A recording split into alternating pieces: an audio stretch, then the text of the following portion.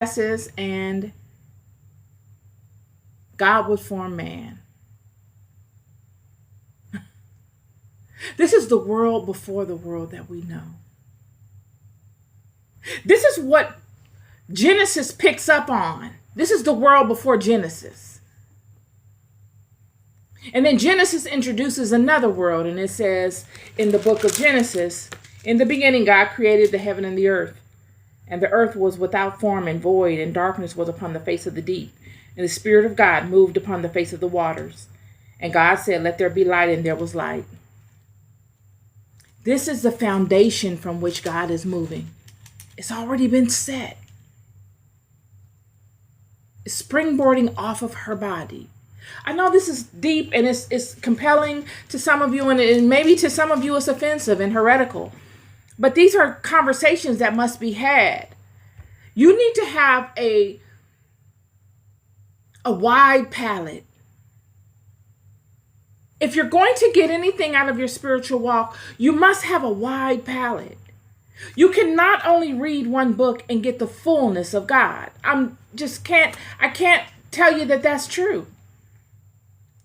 There's no contradiction here. There's no blasphemy.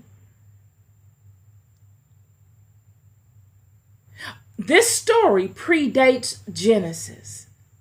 But it also, after she is slain and her body has been separated and the heaven has been created on one half of it and the earth upon another half, God is standing in the middle. And he's saying, "Now, let there be light."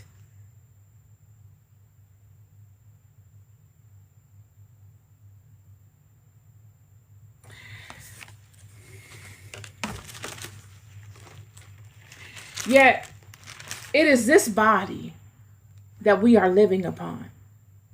Mother Nature, where do you think all of these things come from?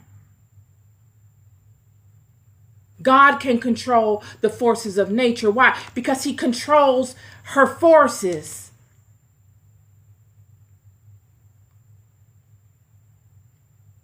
God, the creator, controls the forces. Man thought he could control them. This is why they were not afraid during the flood. They weren't worried about the flood. They knew the flood was going to come. They thought that they had enough spiritual prowess and ingenuity and connections that they could overcome whatever may happen with nature. The least enemy, the least enemy that they had in mind was nature. They heard that God was going to flood the world. They're like, "Oh, he's going to be working through nature. Okay, we got this." Because that's all they were working with. They had perfected somewhat the craft of manipulating Mother Nature. This is what God is speaking to. I'm going to read it to you again. "Thus saith the Lord, where is the bill of your mother's divorcement, whom I have put away? I put her to sleep. Or which of my creditors is it to whom I have sold you? Who do I owe? Who do I need to settle a debt with that I owe that much to, that I got to pawn you?" That's how valuable you are. This is what God is saying. He's saying you're valuable. Who do I owe that I've got to give you as ransom for, as payment for? I don't owe anybody anything. Especially not anyone that I need to pay with my precious creation.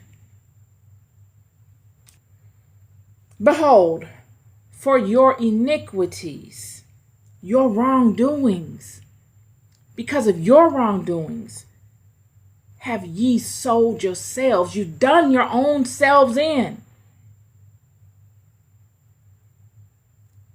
You trying to fight it.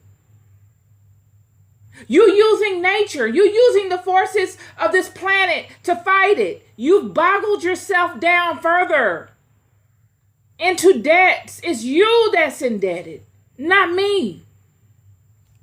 And for your transgressions is your mother put away.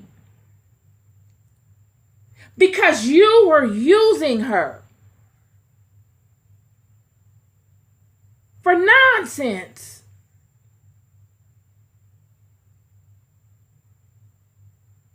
I saw somebody on social media talking about we need to start doing witchcraft. We need to bring all of that back. And I thought, boy, I remember a time in my life where I thought maybe he could have been correct. Because anybody in the spiritual walk, when you're inquisitive and you don't know, those things seem flashy and powerful. They seem effective. You're now empowered to create change in your life without having to go out and confront someone, without having to go out and really speak your mind to people. You can make lasting change in the secret of your home. How many people do this? You got people that will align to you and show one way to you, and they don't even feel that way. They'll go home and manipulate a bunch of stuff. They live their whole life. Could you imagine having lived your whole life being fake? Just holding on to folk because you don't feel like you can do anything else on your own. Having to control somebody by way of witchcraft. In ancient times, prior to the house of Israel forming and prior to organized religion, this is what people did. They used nature to change things. When you look at tribal communities, shamans and your doctors in tribal communities, they would use nature and prayer to make lasting change for the good. But what God is speaking to in the Bible here is that these people were using it, as many do today, for nonsense. They were using aspects of Mother Nature for nonsense, to harm each other, to inflict their selfish interests upon one another without any regard to how it will affect the other person. They be trying to unalive one another as if they're not going to ever transition.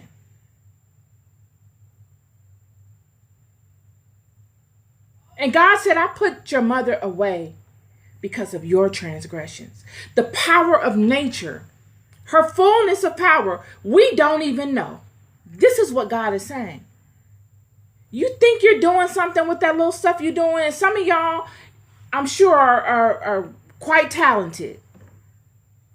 But when you come against one that is anointed with God, it doesn't matter if you are an expert or an intermediate.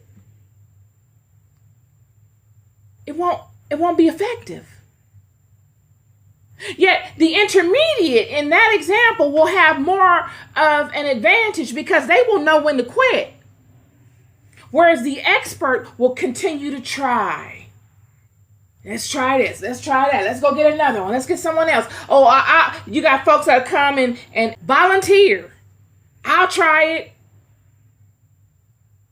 Now it's a challenge. Wickedness. God is saying, this is why I put your mother away. This is why she is sleeping.